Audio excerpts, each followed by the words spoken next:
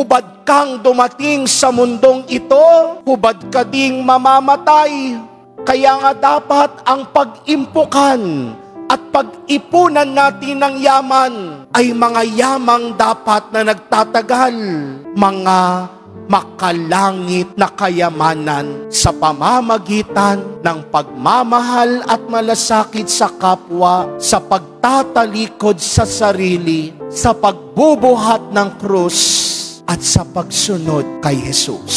Kaya mga minamahal kong kapatid, mga minamahal kong kadeboto kay Jesus Nazareno, kung ibig nating sumunod at maging disipulo ni Jesus Nazareno, tatlong batayan at pamamaraan: kalimutan ang sarili, yakapin ang krus, at sumunod sa Kanya. Huwag matatakot mawalan, huwag matatakot magbigay, dahil pupuspusin ni Jesus Nazareno ang mga taong marunong magbigay sa kapwa. Pupuspusin ni Jesus Nazareno ka ng siksik, liklik at labis-labis na biyaya.